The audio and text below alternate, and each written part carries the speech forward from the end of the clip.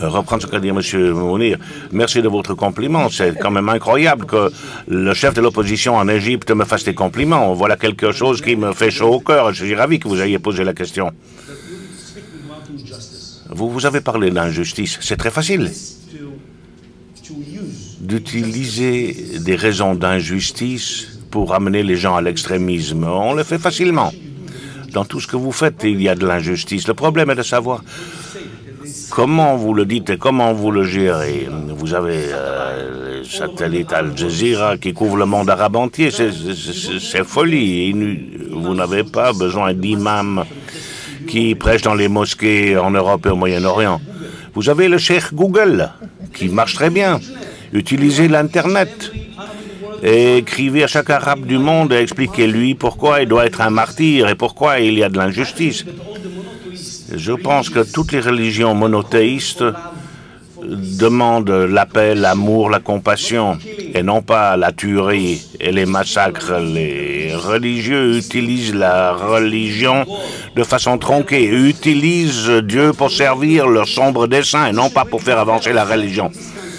Nous devrions nous écarter de ce genre de religion. C'est de la religion tronquée. Nous devons beaucoup investir dans l'éducation, dans les écoles de tous ces pays, de façon à éduquer les gens à l'amour, à la compassion, à la paix. Et nous en sommes loin. Sergueï, je voudrais reprendre cette question de la responsabilité. Est-ce que la Russie joue son rôle de responsabilité mondiale pour faire en sorte que le monde devienne un lieu plus sûr et plus stable? Depuis l'extérieur, il semblerait que la Russie est obsédée par ses pays voisins. Et prenez l'Afrique. Que fait l'Afrique en Afrique ou au Moyen-Orient? Où est-ce que la Russie ne peut pas jouer ce rôle en raison de son passé soviétique? Une petite intervention. La Russie et la Chine ne peuvent pas mettre en œuvre des sanctions en Iran, ce qui nous avons, nous disons en arabe, Saïb Sourama. Il est venu pour lui donner un baiser, il l'a aveuglé. Peut-être que nous pourrions les empêcher d'avoir l'arme nucléaire. Puisqu'ils ne tendent pas la main, nous allons utiliser d'autres mesures. Tout d'abord, je ne loue pas très souvent mon gouvernement, mais je dois bien dire qu'ici, je dois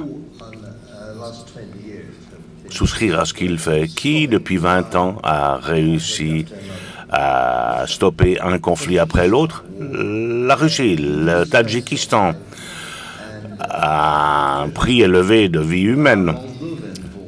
La guerre de Moldavie a été arrêtée également par la Russie.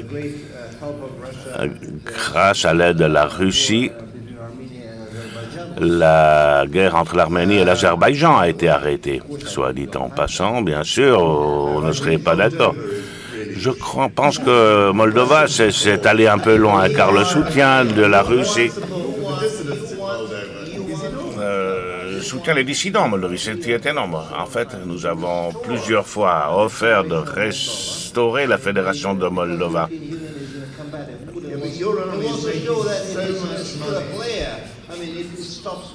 En fait, l'Union européenne nous a empêché 2 fois de restaurer la Moldavie. Mais en fait, nous avons mis fin à la guerre en sacrifiant nos propres vies humaines. Nous n'avons pas été d'accord, mais nous avons fini par geler le conflit entre l'Ossétie et l'Abkhazie, qui sont désormais des États indépendants. Bon, on ne l'aime peut-être pas, on n'est peut-être pas d'accord, mais nous l'avons fait.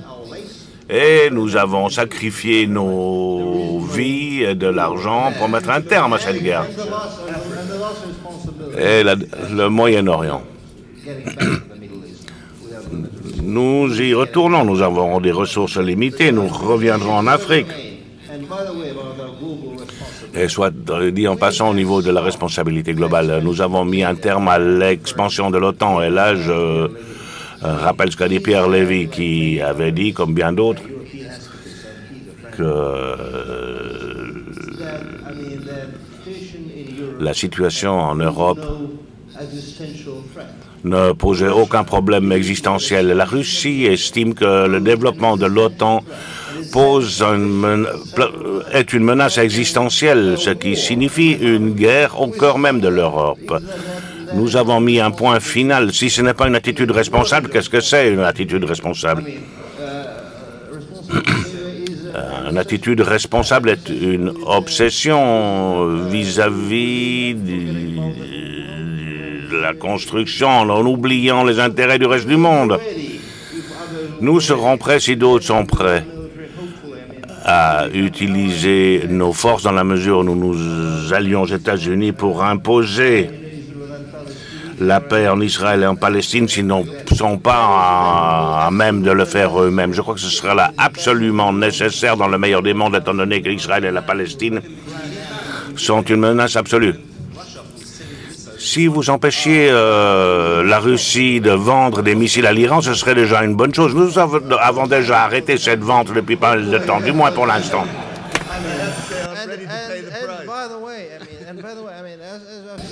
Et encore une fois, je ne pense pas